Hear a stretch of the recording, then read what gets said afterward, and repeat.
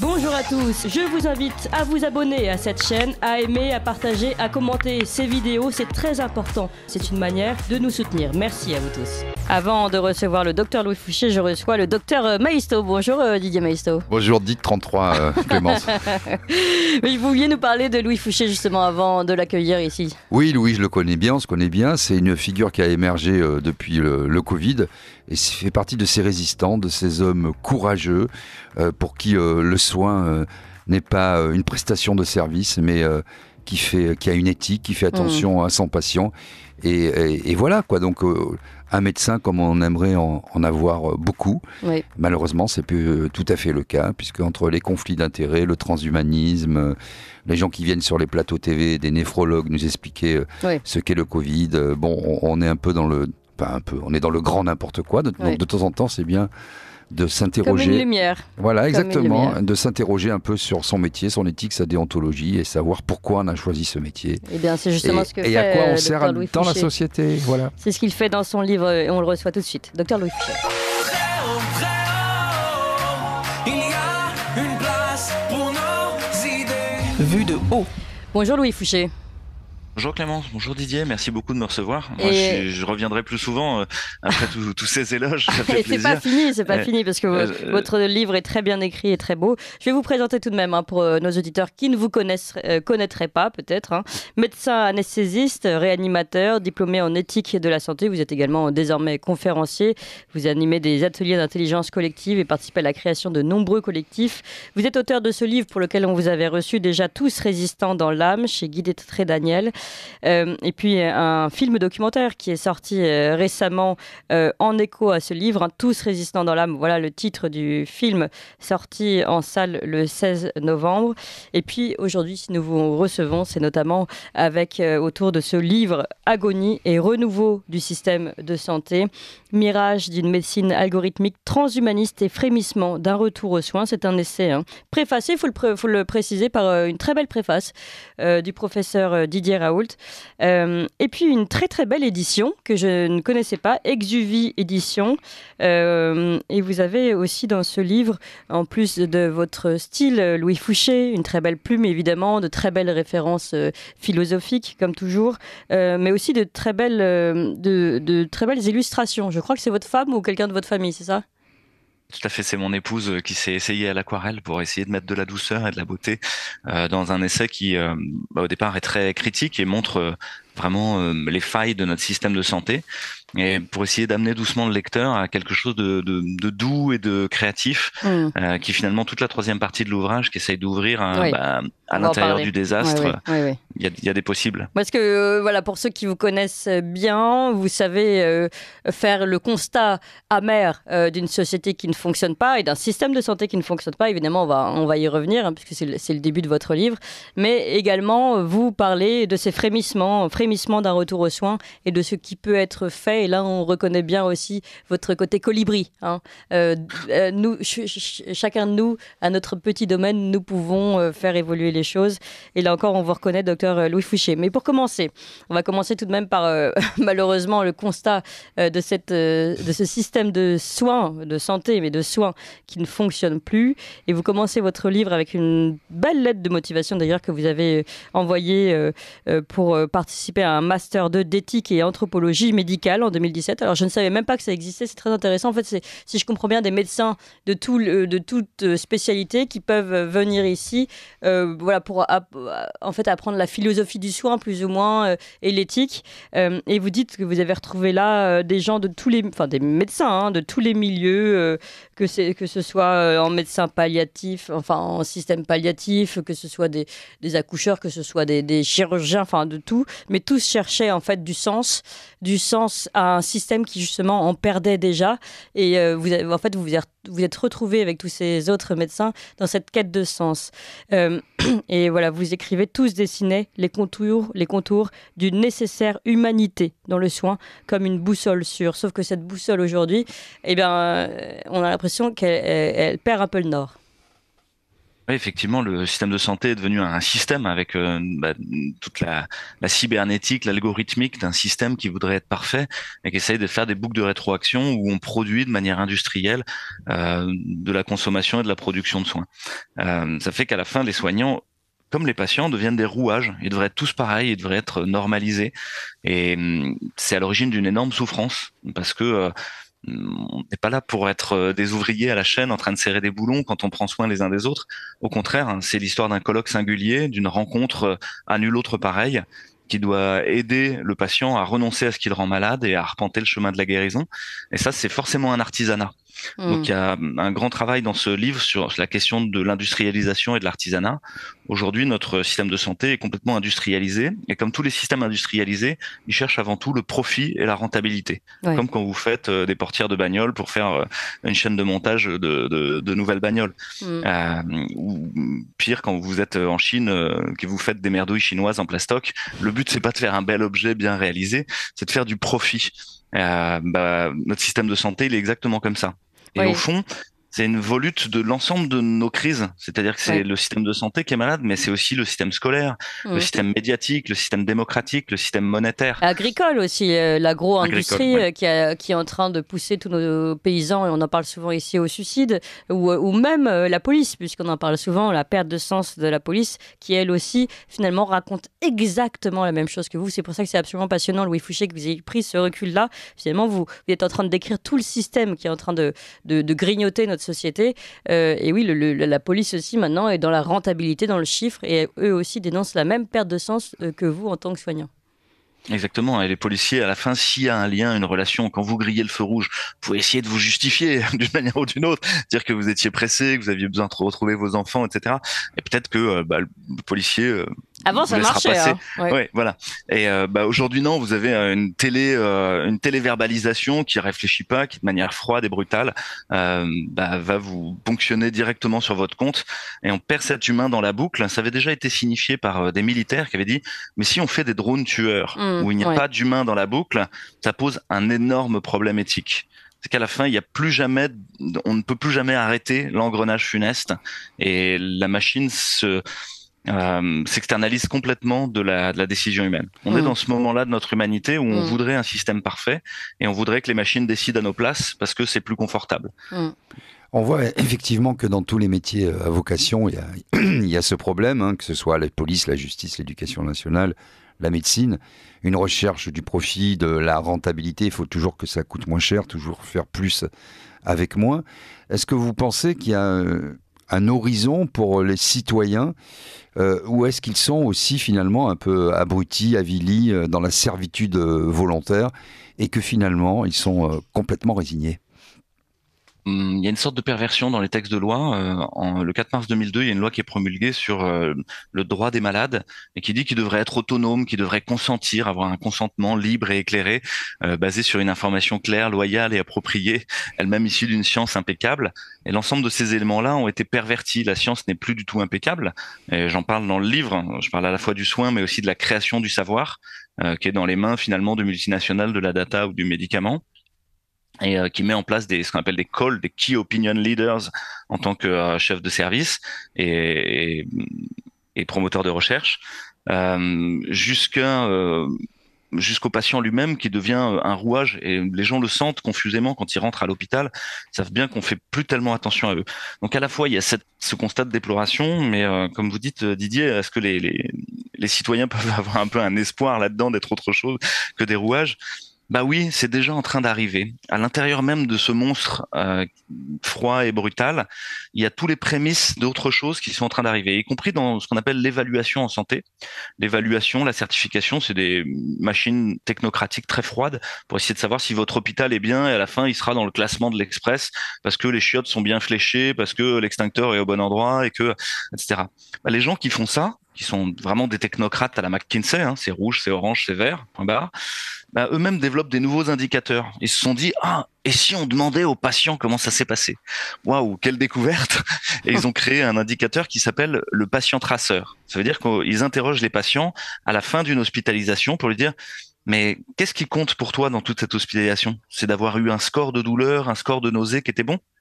Non, ce qui compte pour moi, c'est que j'étais dans le couloir du bloc opératoire, j'avais froid, et il y a une aide-soignante qui est venue me voir en me disant, vous avez l'air d'avoir froid, je vous apporte une couverture. Elle m'a tenu la main et elle m'a apporté une couverture. Et ben ça, vous savez, ça m'a dit, il y a de l'humanité dans votre service, et rien que pour ça, je suis content de tout ce qui s'est passé. Même si j'ai gerbé et j'ai eu mal atrocement. Alors Donc, justement, dans ce traitement de la douleur, moi j'ai été obligé de vous défendre, mais je l'ai fait de bonne grâce, parce que vous savez que contre vous, contre finalement un peu tous les gens qui luttent, il y a un certain nombre d'inepties qui sont prononcées. J'en suis moi-même victime, Clémence ce micro aussi. Vous êtes des extrémistes de droite, des affreux. Vous avez dîné, Louis Fouché, avec un boulanger nazi. Vous avez dû voir passer cette séquence. Et alors, premier point. Et deuxième point, et c'est là où j'ai dû vous défendre, vous parlez justement de la péridurale. Vous la faites pas de façon automatique tout de suite dès que la personne va accoucher, mais vous voulez et c'est là que je voudrais que vous insistiez sur ce point, qu'elle soit consciente. Vous allez bien sûr l'aider dès qu'elle commence à avoir mal, pour ne pas justement être, c'est comme ça moi que je l'ai vu, un maillon de cette chaîne déshumanisée. Bon ben voilà, tu rentres, tu vas pondre ton môme, et puis tu vas sortir et tu n'auras rien senti. Il faut être conscient, que le patient soit conscient, mais que le praticien soit aussi dans ce partage de conscience. Est-ce que vous pouvez, alors à la fois sur le premier point, pour évacuer une fois pour toutes cette question, parce que j'ai promis de la poser, et puis sur la question de la douleur et de la conscience du soin qui est apporté des deux côtés d'ailleurs. Merci Didier de poser ces questions qui qui pourraient nous emmener assez loin en vrai. Donc en quelques minutes ça va être difficile, mais je vous renvoie déjà peut-être pour expliquer ce qui se passe à un article qui a été fait par quelqu'un qui s'appelle Yafa Shiraz, qui est en criminologie, en sociologie, en anthropologie dans différentes universités en Israël, et qui s'appelle Censorship and Suppression of COVID-19 Heterodoxy, Tactics and Counter-Tactics, censure et suppression de l'hétérodoxie dans le Covid-19, les tactiques et les contre-tactiques. C'est un article qui est paru dans la revue Minerva, qui explique comment les gens qui avaient une hétérodoxie, une autre façon de penser, se sont fait censurer et diffamer et traîner dans la boue. Et finalement, si vous regardez le personnage qui a été créé par les médias, dans Wikipédia, sur les médias pour Louis Fouché, qui est pas moi, hein, je regarde derrière parce que je ne sais pas de qui on parle, c'est un gourou d'une secte anti-vax d'extrême droite qui appelle à la violence, qui maltraite les patients, qui fricote avec des néo-nazis et qui appelle à la violence. Hein. Ça fait beaucoup à porter, mais je vous avoue que bon, j'ai pas de problème, je suis assez droit dans mes bottes. Et j'ai découvert quelque chose au passage, c'est qu'effectivement c'est extrêmement violent ce qui se passe, et que la personne qui est venue chez moi pour faire cet entretien ne s'est jamais présentée comme un néo-nazi, s'est présentée comme quelqu'un qui faisait un reportage sur les résistants et qui était boulanger au Québec. Et quand il est venu chez moi, on a eu tous les warnings qui se sont allumés au rouge avec ma femme. C'est est-ce qu'on le fout dehors, etc. Et finalement, bon, on a fait le truc. Dans la demi-heure qui a suivi, il y a un groupe de fous furieux sur Twitter qui a sorti un morceau de vidéo en disant voilà, Fouché se vautre avec un néo-nazi. J'ai rappelé le gars en disant mais qu'est-ce que c'est que cette histoire? Et il me dit ah ça c'est mes opinions politiques, j'en avais pas parlé parce que ah bon et effectivement il y a un tweet où le type dit le national-socialisme avait du bon, ce serait bien qu'on soit tous blancs, etc. J'ai dit t'es gentil, t'enlèves la vidéo et puis quand même oui t'aurais pu en parler avant parce que sinon on l'aurait pas fait quoi. Et je me suis rendu compte et je lui dis mais au fait comment en première instance t'as eu mon numéro de téléphone? Et le type m'explique qu'une femme est venue le voir au Québec en disant moi je représente des millionnaires et on adore ce que vous faites mais les mots sont mal choisis. Je vous finance un voyage en France pour aller faire le tour des résistants. Et ce type est allé voir le Café des Libertés à Fort-Calquier, les Mamans Louvres, etc. Aller faire le tour des résistants pour juste s'afficher publiquement avec eux. Alors il y a que la vidéo avec moi qui est sortie parce qu'il s'agissait à un moment de réussir à défoncer Louis Fouché.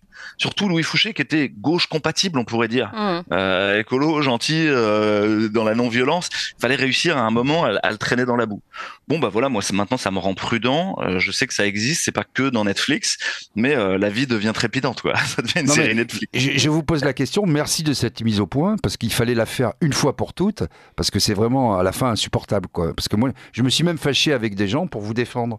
Bon, j'ai dit mais attendez, moi je connais Louis Fouché, jamais je le connais assez bien, je vois ce qu'il écrit, je vois ce qu'il fait. Et oui, non, mais juger à l'œuvre voilà, encore quoi. Une fois plutôt que aux accusations sur les réseaux sociaux, parce que l'œuvre, si ces personnes-là avaient lu le premier puis le deuxième livre de Louis Fouché, je peux vous dire que les choses seraient oui, mais vraiment le problème claires. c'est que les milliers de vues et les centaines de milliers, voire les millions, se font sur les réseaux sociaux et pas dans les livres. C'est ça qui est dramatique parfois. Il y a ça, mais il y a aussi la nécessité peut-être pour certains d'arriver à désigner un ennemi pour avoir l'impression de faire partie de quelque chose. Oui, et aujourd'hui, que vous soyez anarchiste, rassuriste, complotiste, conspirationniste, anti-covidiste, enfin je sais pas quoi, pro-masque, etc., anti-masque, vous êtes un ennemi. Vous êtes un ennemi du système et donc on vous met dans la case extrême droite. C'est une façon finalement de réduire au silence toute hétérodoxie. Mais je rappelle juste que dans les différents collectifs dont j'ai pu faire partie et dont je fais toujours partie, il y a le caractère apartisan, et notamment dans Réinfo Covid et le Conseil scientifique indépendant. Il y a l'idée que si on a une charge, et moi j'ai une charge, je suis porte-parole, je ne peux pas avoir en même temps un mandat politicien. Ce sont des mandats exclusifs. Et c'est dans nos textes. On a dit, si quelqu'un est dans un parti politique ou revendique des idées politiciennes affichées sur l'échiquier politique, il ne peut pas avoir un mandat à responsabilité au sein du Conseil scientifique indépendant ou de Réinfo Covid.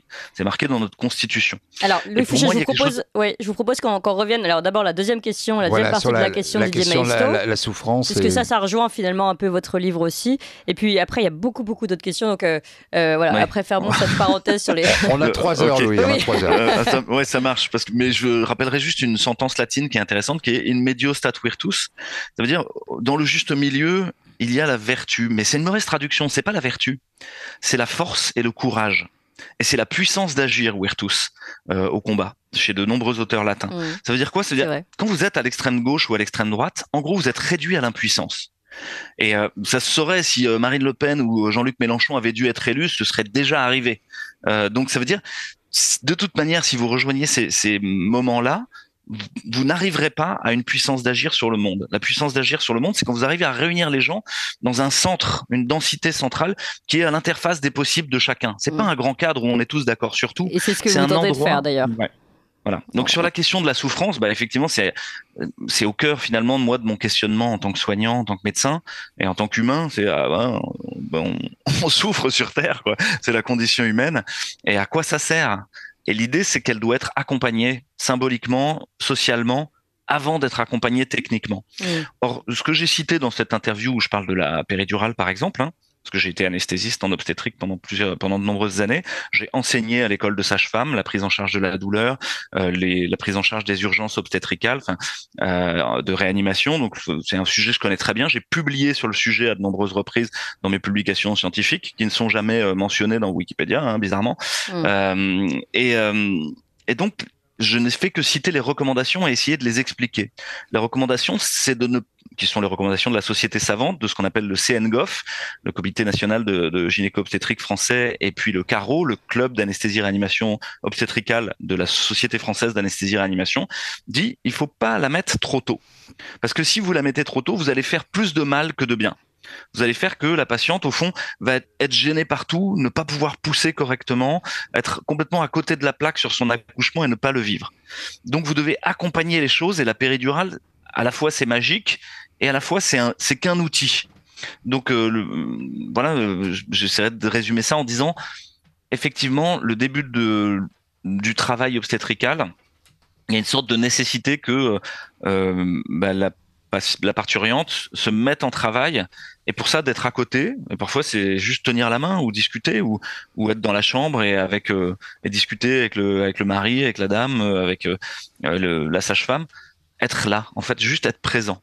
Et aller mettre une aiguille dans le dos grande comme ça et un tuyau pour mettre un produit qui ensuite va gommer toutes les sensations, c'est juste un outil, en fait. Voilà, je sais pas si ça éclaire un peu, on peut aller plus loin sur ce qu'est la souffrance et pourquoi elle doit être accompagnée et en même temps présente. La plupart des femmes aujourd'hui qui font un projet de naissance décrivent qu'elles ont envie de sentir ce qui se passe. Elles veulent pas être plombées, comme on dit, par la péridurale.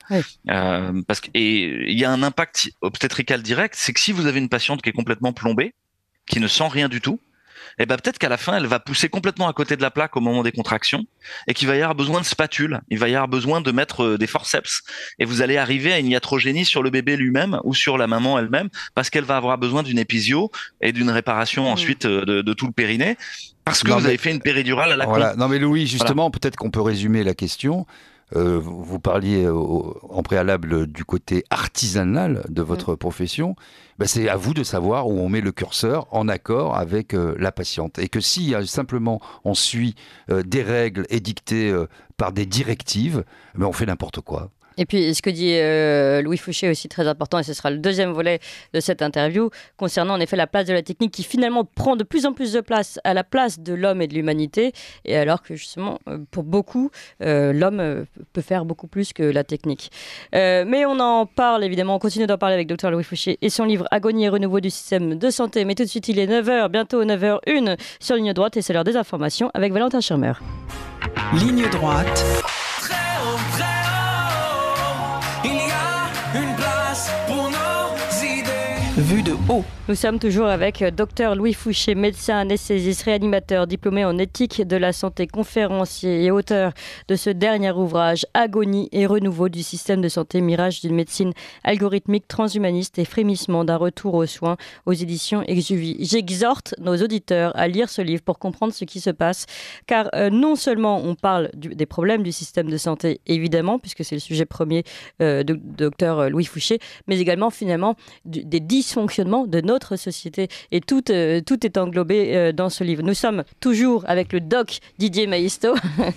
Didier Maisto est avec nous. Et puis, alors je voudrais revenir justement, docteur Louis Fouché, on a parlé donc de la place de la technique qui prend de plus en plus la place de l'homme, et puis de cette rationalisation finalement, toujours plus d'économie, toujours plus de calcul aux chiffres pour être rentable. D'ailleurs, un mal qui dépasse largement celui de la santé. Alors, je voudrais qu'on comprenne, puisque c'est quand même un lien que vous faites dans votre livre, comment on part de cette rationalisation, de cette santé industrialisée, à aller jusqu'à finalement une recherche de quasi transhumaniste, comme vous le dites dans votre livre. Oui, alors ça nécessite de se pencher un petit peu sur ce que c'est que l'histoire de la technique. L'humain a cette faculté à transformer le monde, à transformer la nature. Pour le faire rapidement, au XVIIIe siècle, la disponibilité énergétique fait qu'il passe de l'artisanat à l'industrialisation parce qu'il a les énergies carbonées, le charbon, puis le pétrole qui lui permettent d'accélérer cette transformation de la matière. Et il rêve avec tous les penseurs du XVIIIe siècle et des Lumières d'un monde parfait, notamment quelqu'un qui s'appelle Thomas Hobbes qui écrit le Léviathan et qui dit le société parfaite ce serait un rouage d'horlogerie. Il n'y aurait plus jamais de heurts, il y aurait jamais de difficultés, tout roulerait bien, les petits engrenages s'imbriqueraient bien les uns dans les autres. Et c'est ce qui va présider ensuite à la transformation de la matière et mettre en place des chaînes industrielles de montage où l'humain n'est plus un artisan, il est plus au contact de la matière, il est séparé. Il devient le gars qui sert son boulon avec sa clé à molette comme dans les temps modernes de Chaplin. Le bout évolutif de ça, c'est dire cette condition d'ouvrier est insupportable. Ça donne lieu aux révoltes luddites en Angleterre notamment, qui finissent par des pendaisons en place de grève, aux canuts à Lyon, qui sont dans les soieries et qui disent mais vous essayez de nous remplacer par des machines, c'est insupportable. Ça donne lieu aux luttes syndicales qu'on connaît dans Steinbeck, dans Zola, etc., les raisins de la colère en un combat douteux, et qui donne lieu à une renégociation et à la création du salariat. C'est-à-dire qu'on rapproche pas l'humain de la matière, au contraire, on l'écarte encore. On le met dans des bureaux au premier étage pour optimiser les process de la chaîne de montage. Et cette condition salariée est encore plus douloureuse. Parce que l'humain a besoin d'être au contact de la matière. Et ça donne lieu à l'ouvrage de David Graeber, qui est un anthropologue, qui dit « Mais il y a 85% des salariés qui sont dans une souffrance énorme parce qu'ils savent que ce qu'ils font, ça sert à rien. » Et ils sont en burn-out, ils sont en dépression. Et on a tous en mémoire chez EDF cette vague de suicides incompréhensible pour la plupart. Où on s'est dit, mais ça va, EDF c'est le Graal du salariat, ils foutent rien de la journée. Comme la Poste d'ailleurs, la Poste aussi. Hein. Ou France Télécom à l'époque aussi. Ouais, et au fond, ça rend très très malheureux. Et il se passe exactement la même chose dans le soin. C'est ce rêve que pour ne plus avoir d'erreur, pour faire un système parfait, pour faire ce rouage d'horlogerie, au fond, il faut évacuer ce qui est la cause de l'erreur. Et la cause de l'erreur, c'est quoi ? C'est l'humain, c'est le vivant. Et donc, il faut évacuer l'humain. Et vous avez un bon article dans Le Monde diplomatique de juin 2022 qui s'appelle « L'Eldorado de la e-santé », qui est en première page, et qui montre qui sont les investisseurs aujourd'hui de la santé électronique. c'est-à-dire en gros d'un médicomaton au fond de votre Leclerc dans lequel vous avez rentré, et puis il y a une webcam et puis un truc qui va calculer vos battements cardiaques en se connectant directement à votre iPhone et tout ça, et qui va vous sortir l'ordonnance automatique Pfizer qui va bien pour vous. Ça, c'est le futur qu'on nous promet. C'est celui qui est décidé dans une petite réunion qui a lieu chaque année à Chamonix, entre Petit-Four et Champagne. Vous savez, Chamonix, c'est très huppé, et qui s'appelle le CHAM, et dont le sous-titre est Inventing the Future of the Healthcare System. Inventer le futur du système de santé. Français, mais en anglais. Et il y a le patron de BlackRock, il y a le patron de Vanguard, il y a le patron de Microsoft, il y a le patron de Facebook, il y a quelques chefs de service ronflants de la Pitié-Salpêtrière et de Saint-Antoine à Paris, et le ministre de l'économie, le ministre des Finances, le ministre pour certains, j'imagine qu'on retrouve sur les plateaux télé pour dire que, évidemment, il faut se vacciner 8 doses pour survivre, non? Exactement. Et à la fin, vous êtes du bétail, et on optimise le cheptel. Il ne s'agit plus d'aller trouver pour chacun d'entre nous qu'est-ce qui est bon pour lui comme chemin de guérison et comme voie de santé, mais au contraire de faire une santé comme en Chine, quoi, comme ce que nous racontait votre chroniqueur sur ce qui est en train de se passer en Chine. Est-ce que c'est un modèle désirable? Je crois qu'on a vraiment besoin de le critiquer et ensuite de faire le choix. Est-ce que ce néo-marxisme, doublé en plus d'une espèce de perversion ultralibérale qu'est le néolibéralisme, ça me semble pas être une voie désirable pour qu'on soit tous bien les uns avec les autres. Au contraire, c'est une juxtaposition de narcissisme dans des silos confortables de réseaux sociaux où on va passer son temps à se prendre en photo avec son petit-déj pour savoir le nombre de likes qu'on va avoir, et c'est comme ça que notre journée aura un sens. Pareil pour le soin, ça me semble pas du tout désirable, et je peux vous dire que déjà les patients et les soignants sont en train de partir vers autre chose. Oui, Didier Maisto. Oui, non mais c'est tout à fait préoccupant. D'ailleurs, il y a beaucoup de promoteurs à la télévision française maintenant qui sont pas ouvertement transhumanistes, mais qui, comme le docteur Alexandre, parce que j'ai fait pas mal de débats contre lui, Laurent Alexandre. Et à un moment, quand vous avez des objections rationnelles, en fait, la raison n'a aucune place là-dedans. Et on le voit avec le Covid, tout ce qui est en train de... La raison, pardon, je rajouterais même l'humanité, parce que parfois, justement, ils vont vous dire ce qui est raisonnable, c'est cette rationalité. C'est-à-dire, ils se sont autoproclamés camp de la raison, ce sont les raisonnables, etc. Et nous sommes, pour reprendre l'image d'Hariri, les inutiles. Et je voudrais savoir comment, Louis, vous réagissez à ça? Quels sont vos outils de résistance? Parce que c'est très compliqué aujourd'hui. Vous avez des scientistes, en général, ce ne sont pas des scientifiques, ce sont des gens qui sont abonnés à Science et Vie, qui vous disent on a raison et vous avez tort.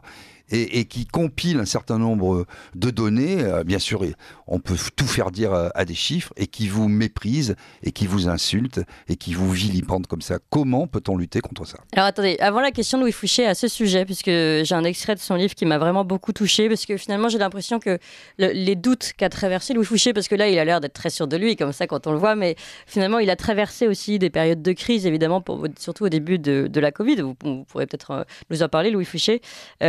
Mais ces doutes, il en parle dans ce livre pour ensuite arriver au cheminement dont vous parlez, Didier Maisto. Quelles sont les solutions et finalement quelle voie faut-il emprunter aujourd'hui? Je voudrais vous en lire un extrait qui est très fort et je pense qu'il peut parler à beaucoup de nos auditeurs. Mais comment croire que les seules valeurs dominant tous les dilemmes ne soient que le pouvoir et l'argent? Ce n'est qu'une bête affaire de domination? Notre humanité n'en est restée qu'à ce minable niveau? Il doit y avoir autre chose. Ça ne peut pas être autrement. Il faut qu'il y ait autre chose. Mais quoi? Comment comprendre l'absurde? Ça n'a aucun sens. Se pourrait-il que je n'ai rien compris à la médecine, rien compris à la recherche, rien compris à l'administration de l'hôpital et de la santé, rien compris au laboratoire pharmaceutique et à l'édition scientifique médicale, rien compris à l'humain? 43 ans sans rien savoir, sans rien entendre, sans rien comprendre. Comment en sommes-nous arrivés là, en santé? Comment le système a été disrupté? Comment pouvons-nous espérer? Quel vertige! Le Covid est venu comme un énorme point d'interrogation suspendu, sans réponse, comme un énorme coup de poing en pleine gueule plutôt, bam! Et puis il y a eu un appel à parler, une injonction à dire. Si toi, au contact des malades, en réanimation, tu ne dis pas, qui dira? Alors j'ai crié ce que je voyais, et puis j'ai crié à l'aide.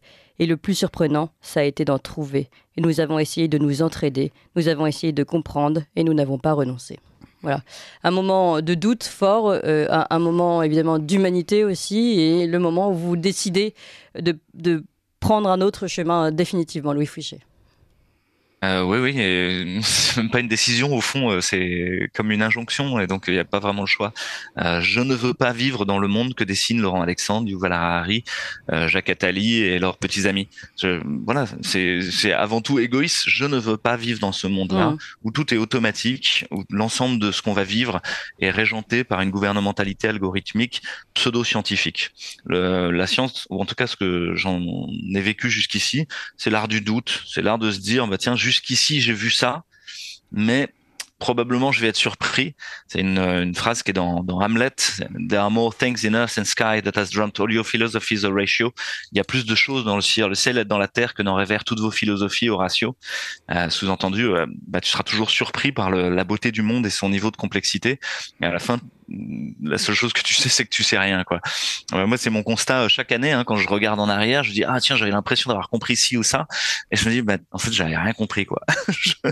Donc là, je comprends de mieux en mieux, et c'est grâce aux autres, c'est grâce à la rencontre, et grâce à ce qui est en train de se passer. Donc au fond, les gens qui soutiennent le transhumanisme aujourd'hui et les scientistes, pour répondre à Didier, pour moi, sont dans une logique religieuse. On n'est pas dans une histoire de raison, on est dans une histoire de dogme où il s'agit d'établir la profession de foi, de la crier tous ensemble, parce qu'il y a cette aspiration religieuse chez l'humain et qu'il y a un vide béant, là en l'occurrence, et que le scientisme vient le remplacer. Mais au fond, c'est jamais qu'une religion, quoi. C'est une construction humaine, c'est un outil technique pour essayer d'aspirer à plus grand. Donc moi je trouve ça presque touchant. C'est au fond ces gens qui ont tout l'argent au fond de la Silicon Valley, etc. Bah, ils ont juste encore peur de la mort. Bon, bah, c'est un peu touchant parce que c'est la condition humaine dans son ensemble. La réponse qu'ils proposent ne me va pas parce qu'elle consiste à asservir les autres, à essayer de tout régenter et grâce à la technique, s'affranchir des règles du jeu qui nous sont imposées. Mm. Mais la réalité, c'est qu'on peut pas s'affranchir des règles du jeu. On est pris à l'intérieur de cette incarnation. C'est quelqu'un qui a écrit L'éloge du carburateur, qui s'appelle Matthew Crawford, qui dit nous sommes des êtres situés dans une incarnation, dans une histoire familiale, dans une histoire sociale. Bon, bah, on n'a pas le choix. On est convoqué au combat à cet endroit-là et à ce moment-là. On peut pas fuir.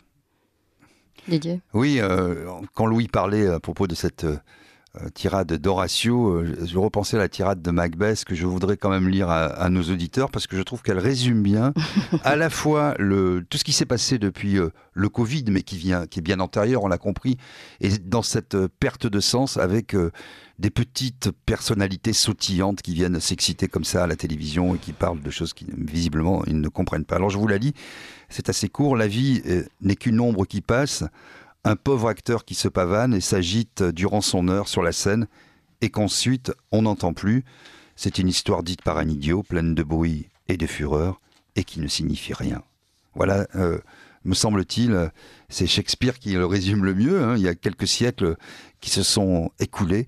Mais voilà où nous en sommes aujourd'hui, cette perte de sens. Vous avez des gens qui viennent, et ça Louis peut en parler mieux que nous tous, sur généralement les médias mainstream, qui viennent nous expliquer une histoire pleine de bruit et de fureur qui signifie rien, mais avec des injonctions. Et si vous ne vous soumettez pas à ces injonctions, alors vous êtes un conspirationniste, un crétin des Alpes ou des Pyrénées, un extrémiste généralement de droite. Mais ça fait plus peur, hein, les extrémistes de droite, que ceux de Non, gauche. mais vous vous Je rendez sais pas compte, pourquoi, mais dans le on- récit, ça fait mieux. on n'a plus que ça aujourd'hui dans les médias. On n'a Mm. plus Oui, possibilité plus de débat, pouvoir oui. échanger, de débat. Mm. Hein, Louis, c'est Alors, ça alors, merci pour cette citation. Déjà, ça me donne envie de relire Macbeth et ça me fait penser à la Société du spectacle de Guy Debord. Absolument. Peut-être qu'on serait un petit peu comme dans le Truman Show pour des références plus récentes, comme si on était pris en permanence dans cette illusion et qu'on essayait de passer à travers le décor pour voir ce qu'il y a derrière. Et puis derrière le décor, il y a encore d'autres décors et Alors, encore et d'autres. moi, Louis Fouché, j'ai encore une autre référence. Alors, on va continuer référence sur référence. Ça me fait penser à Matrix, justement. Parfois, Oui, je aussi, vous imagine Matrix, un peu dans Matrix, quand on sort de la matrice, vous êtes sorti du système. Donc, il y a un côté un peu violent, justement, le passage que j'ai lu, c'est le passage de la pilule quand on sort du système.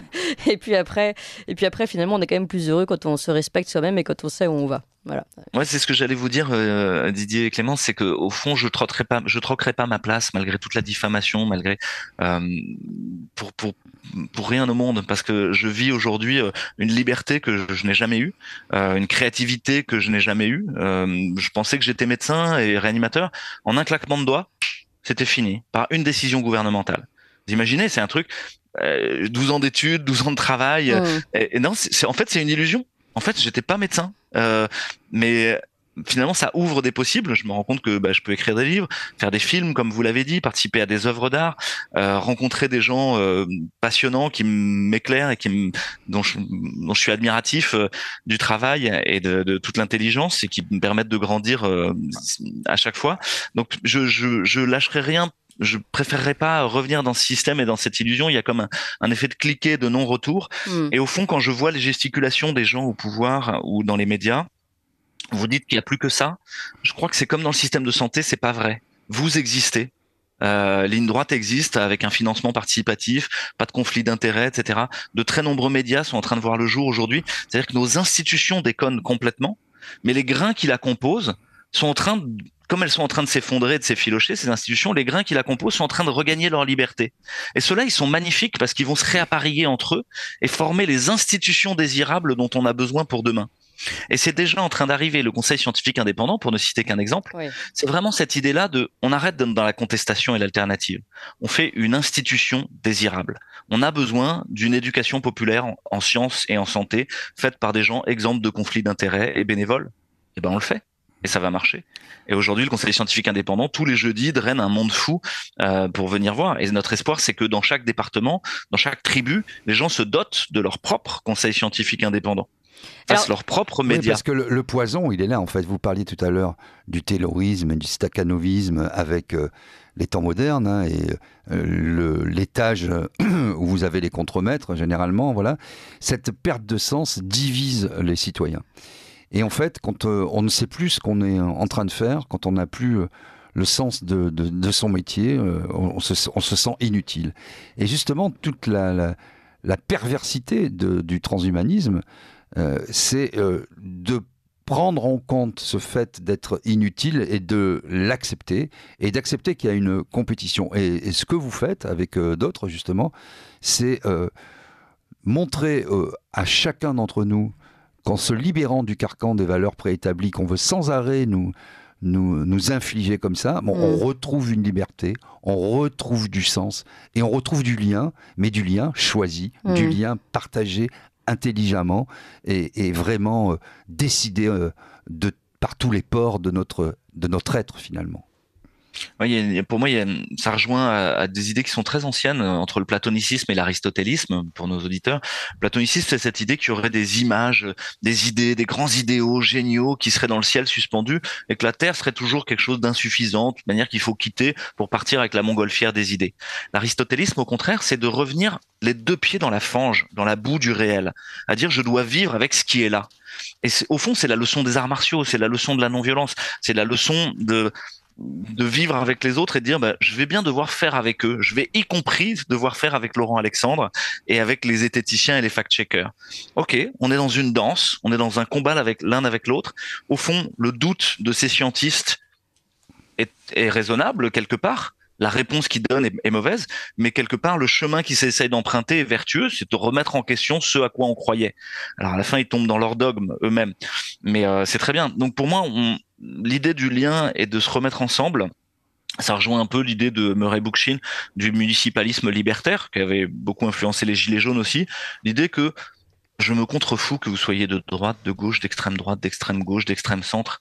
Vous êtes un humain, et à ce titre d'humain, on doit vivre ensemble et faire le mieux possible pour créer un commun, pour que cet espace dans lequel on vit, dans lequel on a besoin de s'enraciner, ait un sens et nous permette d'être heureux.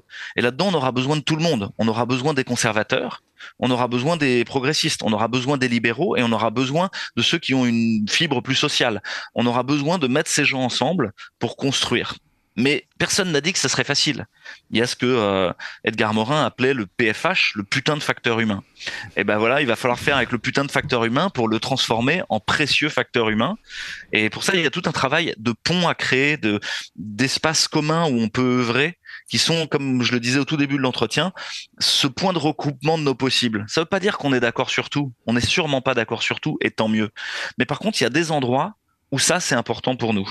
Aujourd'hui, tous les mots qui sont utilisés par les médias sont des murs. ils bâtissent des murs entre les gens, ils les opposent les uns contre les autres, ils effilochent notre société. Il y a quelqu'un qui me touche beaucoup et qui m'influence beaucoup, parce que vous savez que je suis très influencé par la non-violence gandhienne. Il y a quelqu'un qui a fait le premier ouvrage fondateur sur la communication non violente, qui s'appelle Marshall Rosenberg, et le titre de son ouvrage, c'est exactement ça, c'est « Les mots sont des fenêtres, ou bien ce sont des murs ». Pour moi, tout le travail là que j'essaye de faire dans mon ouvrage et dans mon travail public de parole, c'est d'essayer que les mots redeviennent des fenêtres et qui nous mettent en lien plutôt qu'ils nous séparent. Oui, et puis il y a aussi un peu du Gramsci dans votre quête, dans votre travail, c'est-à-dire d'ensemencer le terrain culturel, de le développer. Moi, je trouve que c'est très intéressant, très important de se réapproprier les champs, le champ lexical, le champ sémantique, de faire un peu de sémiologie aussi, mais de le vulgariser. C'est-à-dire de reprendre les mots et de les expliquer et de qualifier aussi parfois nos adversaires, parce que comme vous le dites, c'est une danse, mais une danse, ça peut être aussi ça peut être un slow, mais ça peut aussi être un rock endiablé. Il ne faut pas hésiter à requalifier les situations, à requalifier les gens et à user aussi de mots en isme, en sphère et que sais-je encore. Quitte après à réexpliquer et à être bien sûr dans un combat pacifique, non violent, ce qui est aussi notre cas à tous ici. Mais il est très important, me semble-t-il, de bien borner les choses et de redonner du sens aux mots qu'on prononce et que les autres prononcent. Oui, je suis d'accord avec vous. Il y a quelqu'un qui s'appelle Jean-Claude Michéa qui a écrit un livre sur l'éducation en disant qu'aujourd'hui l'école crée des crétins militants. Et donc ils vont être pro-Ukraine, anti-russe, pro-masque, je sais pas quoi. Je suis Charlie. Ça veut pas dire que toutes ces causes n'ont aucun sens. C'est pas ça que je dis. Chacune de ces causes est importante, etc. Mais vous n'êtes pas juste ça. Vous n'êtes pas un drapeau que vous mettez sur vos épaules. Vous êtes au contraire, à un moment ou à un autre, vous approchez certains concepts et leur complexité. Et dans une guerre notamment, vous pouvez pas conclure qu'il y a un gentil et un méchant. C'est juste pas possible. À la fin, c'est juste des pauvres gamins qui sont sacrifiés sur les champs de bataille pour les profits des puissants. Et donc, la paix est une discipline courageuse et quotidienne extrêmement difficile à tenir. Et vous avez peut-être vu dans tout ce qui nous a occupé ces dernières semaines que il n'a pas émergé de mouvement de la paix. Les seuls qu'on en parlait, c'est vous, Didier, c'est Ségolène Royal, c'est moi, c'est Anis Lajnev, c'est d'autres.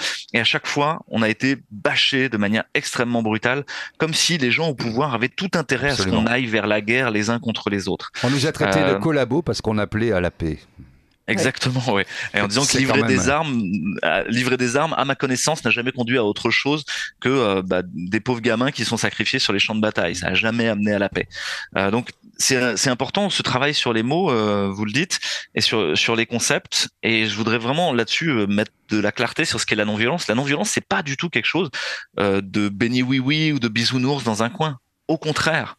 C'est réussir à garder un centre, comme si vous étiez deux sumos face à face, vous savez, ces gros bébés avec un lange autour des fesses. L'idée est de faire sortir l'autre de l'espace martial. Le sumo, il doit faire sortir l'autre. Et en fait, c'est un combat de densité. Qui est le plus dense et qui arrive à définir le monde dans lequel il a envie de vivre de manière la plus dense jusqu'à absorber l'autre ou le faire sortir. Voilà, c'est ce qu'on essaie de faire. Louis Fichet, j'ai une question à ce sujet parce que cette densité humaine, vous en parlez très bien et c'est pour ça que tout à l'heure je disais que vous étiez un tisseur de liens. D'ailleurs, il y a un petit extrait de votre conclusion que je peux lire à ce sujet qui est très beau. Petit à tout petit, des humains se rejoignent, une poignée, une grappe invisible, minuscule fourmi. Ils sont lents, ils sont calmes, ils tissent et puis retissent de tranquille cohérence. Ils sautent sans filet vers l'historique errance. Mais quelle délivrance mène cette bande de fous. Ils assument ensemble la responsabilité immense d'être les éveilleurs. Bâtisseurs implacables, ils réconcilient les peurs, ils pétrissent ensemble la glaise des communs, ils basculent le monde. Alors ça, on a bien compris cette densité humaine, ces liens qui se tissent petit à petit, finalement cette toile que vous tissez et que vous essayez de tisser en ce moment, Louis Fichet. Ma dernière question, parce qu'on va arriver à la fin de cette interview, est-ce que vous pensez que ces tisseurs, ces éveilleurs de conscience, ces résistants vont être dans une société côte à côte, pour reprendre une expression d'un élu politique, face à face, ou finalement dans une société archipélisée où les uns ne rencontreront pas les autres? Est-ce qu'on va être comme ça, séparés un temps avant de pouvoir s'unir tous de nouveau? Comment vous voyez les choses? Je vois deux mondes qui se séparent doucement et qui qui ne se touchent presque plus, qui ne se comprennent presque plus, avec des gens qui ont la tentation confortable de vivre dans le transhumanisme, dans une sorte de techno-cocon protégé de tout, où tous leurs abonnements, leurs différentes prothèses, qu'à la fin ils auront sous la peau, leur permettront de ne pas souffrir. Je pense que c'est une illusion, que cette religion-là est vouée à l'effondrement, et il y a plein de raisons pour ça. Et que de l'autre côté, il y a tous ceux qui reviennent vers quelque chose de vivant. Mais personne n'a dit que ça serait facile. Et il va y avoir essai-erreur. Il y a le PFH, il y a... voilà, c'est compliqué.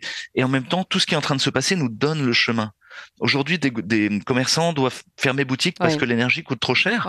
Oui. Mais attendez, ils vont essayer de s'en sortir tout seuls. Ils y arriveront jamais. Ça veut dire qu'ils ont besoin des autres. Ils ont besoin de cet appel à l'aide dont on parlait et de créer des communautés que autour d'eux, c'est notre boulanger. On va en prendre soin. Vous savez quoi? On va prendre 3 semaines. On va se cotiser. On va faire une caisse. On va installer finalement ce qu'il faut pour faire une ferme solaire sur le toit de la boulangerie et on va les autonomiser par rapport à Engie et faire un énorme bras d'honneur à Engie à la fin. Et c'est possible en fait. Et aujourd'hui, tout est comme ça. Radio Courtoisie a sa communauté. Et donc, on a des petites communautés comme ça qui sont juxtaposées jusqu'ici. Et pour moi, tout le travail, c'est de tisser le lien entre ces différentes communautés, de les aider à se trouver pour justement que on ait plein de petites tribus qui soient ensemble et qui arrivent à coopérer à certains endroits et pas à d'autres. Voilà. Et pour moi, il y a un nécessaire pont à rejeter en permanence dans ces chemins qui s'écartent, et je continue à essayer de faire ce grand écart, et y compris avec mes amis médecins, etc., pour essayer de dire, venez, vous êtes dans un naufrage, venez dans ces chaloupes et ces radeaux de sauvetage, chercher une terre de paix. Pour aller dans votre sens, j'ai repris mon tour de France là pour une télé, bon, peu importe, et je vais rencontrer pas mal de citoyens, et là j'ai vu un boulanger en région parisienne. Il vit exactement comme ça. Donc il s'est allié avec l'épicier. Donc il lui donne le pain, l'autre lui donne les légumes qu'il ne peut plus vendre parce que la date de péremption, etc., etc. Et tout dans un quartier. C'est une ville moyenne, un quartier d'une ville moyenne, et tout le monde, comme ça, tous les commerçants vivent dans la solidarité. Ils ont créé leur système parallèle. Ils ne jettent plus rien à la poubelle. Tout est recyclé, etc. Et ça s'est fait tout à fait naturellement. Parce qu'effectivement, de façon alternative, ils ne sont pas dit on va lutter contre la société. Non, c'est juste ils n'y arrivent plus. Donc ils s'organisent.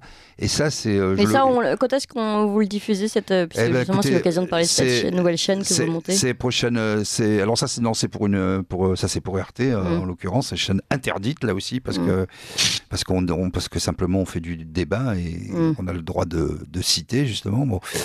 La chaîne que je lance, ça va être cette semaine là, voilà, sur une nouvelle plateforme, Utréon. Et d'ailleurs, j'espère que Louis viendra souvent nous rendre visite. Voilà, c'est une chaîne ouverte, gratuite. Utréon. Et voilà, Utréon. Merci pour toute cette créativité, Didier. C'est avec grand plaisir que je viendrai, et je peux vous rebondir là-dessus en vous disant qu'on a fait un tour de France. Moi, j'ai la chance d'être dans une position un peu méta par rapport à de très nombreux collectifs. Et l'idée, c'est d'arriver doucement à ce que ces gens prennent une cohérence, mais en même temps restent en lien avec le système. Parce que si vous êtes un phalanstère au fin fond de la montagne, vous serez défoncé par le système. Et donc, vous avez besoin de garder un lien quand même. Et là-dedans, il y a de très nombreux groupes qui commencent à faire des systèmes monétaires hybrides. Un peu d'euros, parce qu'il faut garder un lien, mais être au seuil de pauvreté et arrêter de nourrir le monstre. Et puis de la monnaie locale, des monnaies libres, des cryptos, du don, du troc, du jardin d'échange universel, vous l'appelez comme vous voulez. Et c'est en train d'arriver de partout, et on a fait un film là-dessus qui s'appelle Tous résistants dans l'âme, qui justement est un tour de France de plein de jeunes qui s'installent en permaculture, de gens qui font des écoles, de gens qui font de l'architecture et de l'éco-construction autrement. Et je peux vous assurer que ça donne envie. C'est un feel good movie pour dire, mais c'est déjà en train d'arriver. Et dans le livre, on n'a pas beaucoup parlé de la 3e partie, mais c'est toute cette idée que notre système de santé, il est déjà en train de se transformer. C'est comme ces arbres qui meurent, vous savez, ils mettent des années à mourir. Il y a une branche qui tombe, puis l'année d'après une autre, et puis pendant ce temps, peut-être au printemps, il y a un rameau qui va refleurir, et puis il y a plein de vie qui s'installe à l'intérieur, et pourquoi pas un autre arbre qui est en train de pousser à l'intérieur de cet arbre qui meurt. Pour moi, c'est ce qui est en train de se passer, et je suis pas juste un doux rêveur. Je le constate dans le réel, au quotidien, que les humains, une fois qu'ils ont lâché ce système et l'espoir du profit et du confort éternel, ils se laissent pas mourir sur le bord de la route. Ils se mettent au travail ensemble, et c'est extrêmement admirable. C'est du confort et du conformisme. Merci beaucoup à vous deux. Merci beaucoup à vous, docteur Louis Fouché. Je rappelle vos deux actualités, on va dire. Ce livre, évidemment, que nous avons lu, qui est très très beau, Agonie et renouveau du système de santé, mirage d'une médecine algorithmique, transhumaniste et frémissement d'un retour aux soins. C'est aux éditions Exuvie. Et en effet, ce documentaire dont vous parliez, Tous résistants dans l'âme, donc tiré de votre premier ouvrage qui est sorti et donc en salle, diffusé par Exuvie. J'invite aussi nos éditeurs, on pourra en revenir d'ailleurs ensemble, Louis Fouché, sur ce documentaire, nos éditeurs également à prendre connaissance de ce documentaire qui est plein d'espoir, c'est ça qui est beau. Merci encore, docteur Louis Fouché. Vous appréciez cette émission? Alors aidez Radio Courtoisie à en produire d'autres en indépendance totale. Rendez-vous sur soutenir.radiocourtoisie.fr. Merci d'avance.